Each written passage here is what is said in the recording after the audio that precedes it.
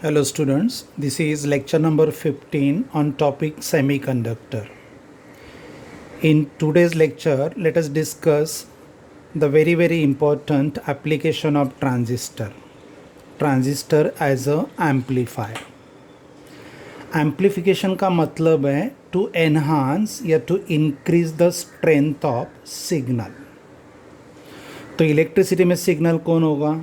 Signal is current, signal is voltage, yeah, signal is what? Product of current and voltage, that is what? Power. So to increase the strength of current, voltage, yeah, power, the electronic device used is called as what? Transistor. अभी transistor ही क्यों use करते देखो. In last few lectures we discussed that small change in base current causes the large change in collector current. Small change in base current causes the large change in collector current. This statement can be used for transistor to work as an amplifier. दूसरा statement था, what is the meaning of transistor? Transfer of resistance. So when this device is used, emitter base junction is kept forward bias, so it reduces the input resistance and that resistance is transferred to output because output circuit यानी collector base is made reverse bias. तो यहाँ input resistance कम किया जाता है, output resistance is what? Increase. So if you make small changes in input signal, it will give you large changes in output signal. The transistor can be used as an amplifier. Now transistor can be used in a three different modes: common base mode, common collector mode and common emitter mode.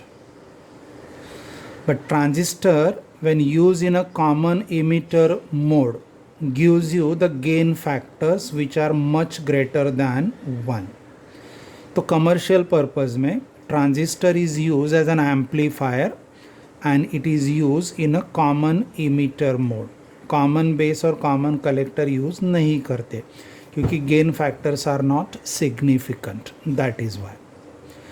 अभी आपको एक simple circuit है, transistor as an amplifier in a common emitter mode. Let us discuss in detail नहीं है.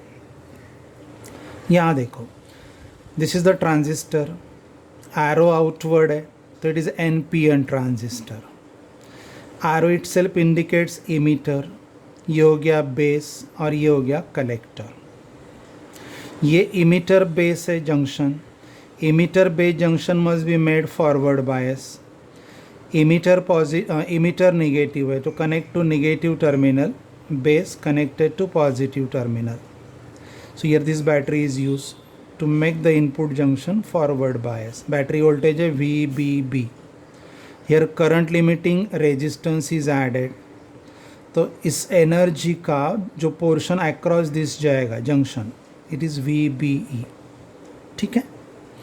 Here across the battery AC signal to be amplified is connected.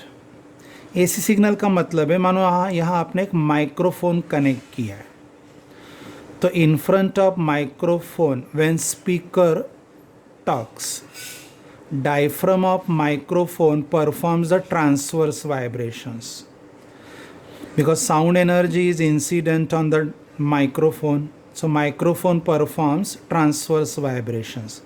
Transverse vibrations are AC vibrations, so it is converted to AC electrical energy. तो यहाँ आपको AC current मिलेगा, AC voltage मिलेगा, AC power मिलेगा. So this is the signal to be amplified. ये signal हमें इसके साथ ऐड अप करना है, so it is connected. Here capacitor is added. What is the role of capacitor? ये जो डिवाइस है it always block the DC and allows the AC.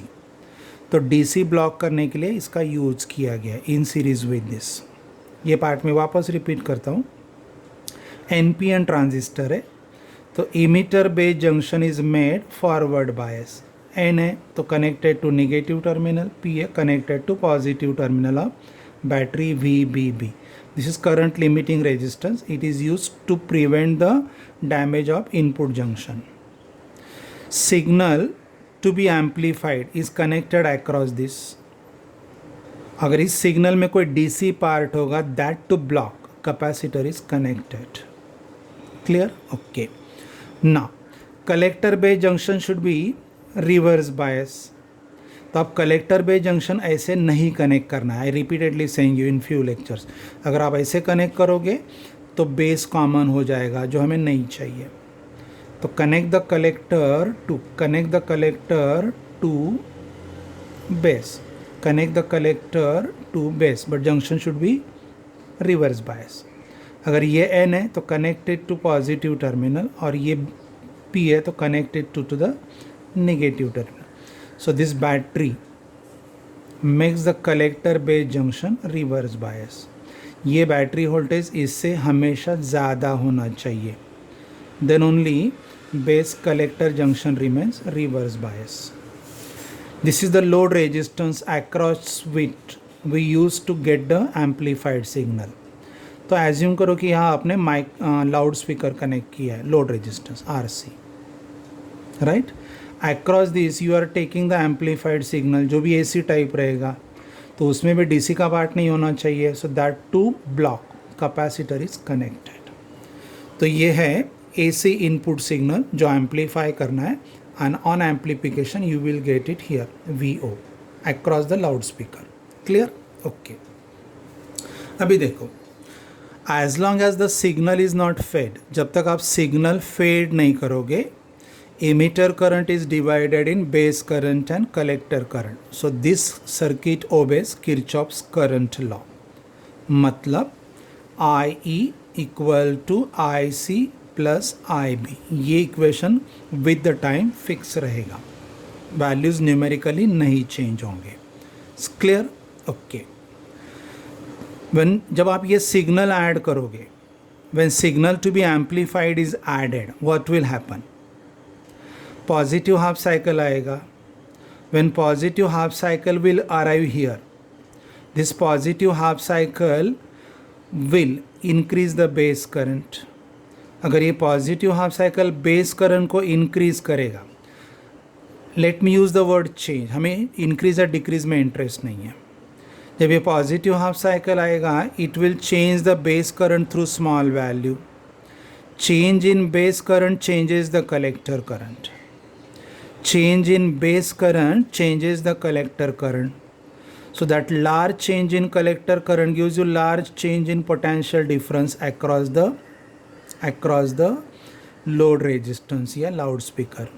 So here you will get the same amplitude signal across it. खाली amplitude का numerical value बढ़ेगा, amplitude का numerical value बढ़ेगा, खाली reverse में बढ़ेगा. Why it get reverse ही हम लोग बाद में डिस्कस कर सकते. Just leave it here. When positive half cycle of input signal is added, it will make the changes in base current, small changes.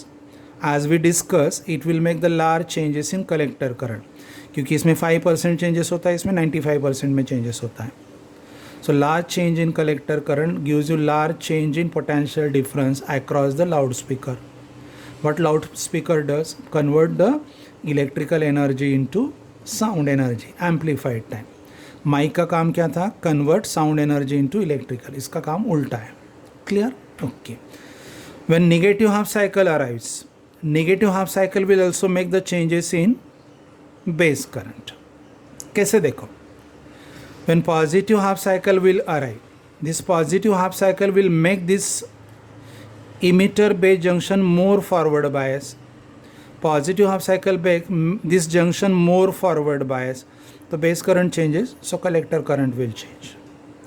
जब negative half cycle आएगा तो it will make this input junction less forward bias. Again it will change the collector current. So that change in collector current gives you what? Large change in potential difference across the load या loudspeaker.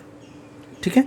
तो हमें यहाँ base current में increase और decrease में interest नहीं है, base current change होना चाहिए. That is very important. Small change in base current always gives you large change in collector current.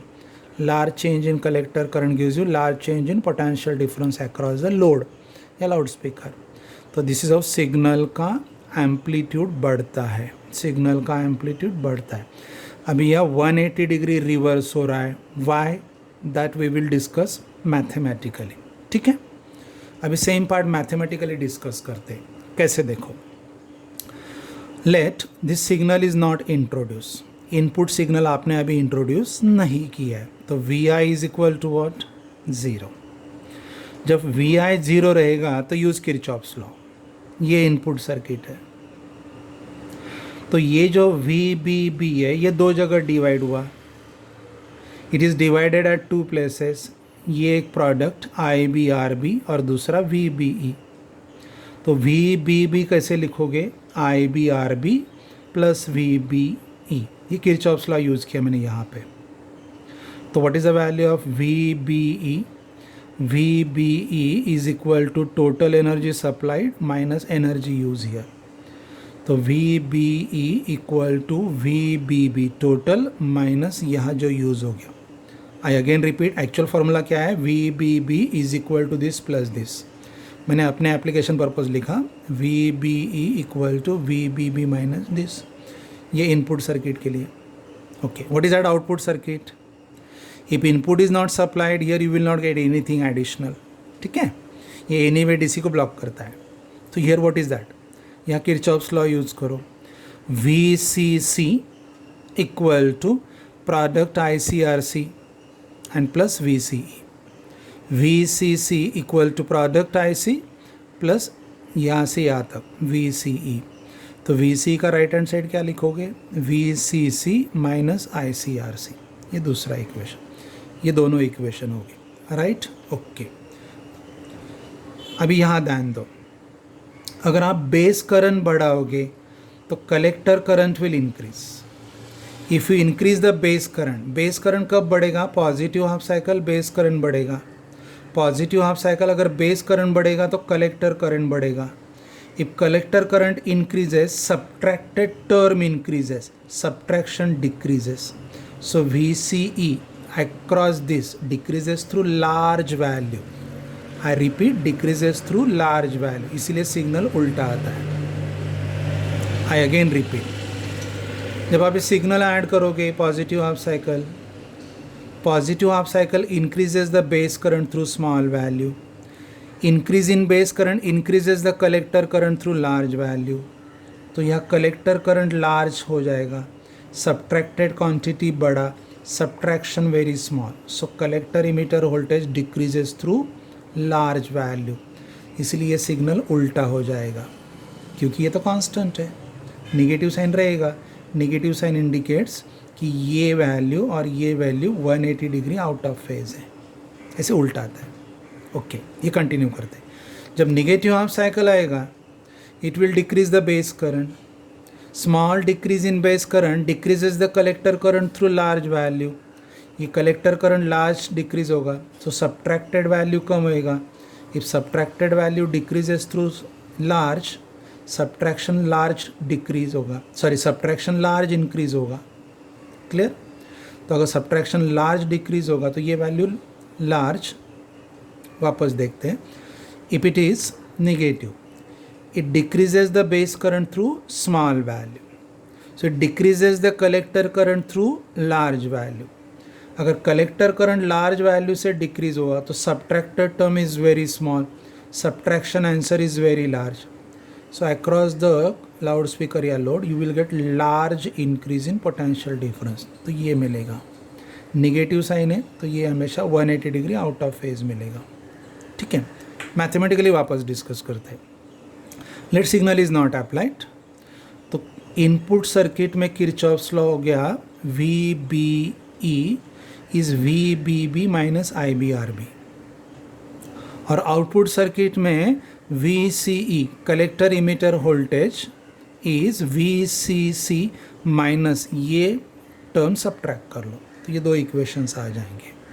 ठीक है ना. When signal to be amplified is added, this signal will not change VBB. This signal will not change VBB, but this signal will change base current. तो let change in base current is what? Delta IB. Change in base current changes the potential difference across it and changes the potential difference across the input resistance. जो base emitter में input resistance आ रहा है उसके across का potential difference बदलेगा और इसके across का बदलेगा. तो what is V I? It changes the base current delta I B. So what is delta I B? Delta I B is equal to, या सीरीज रेजिस्टेंस कितना है? R B plus R I, R B plus R I. अभी ये जो R B है it is always use very small. It is use purpose है to prevent the junction from damage. So it is very small, it remains constant, so let it be neglected mathematically.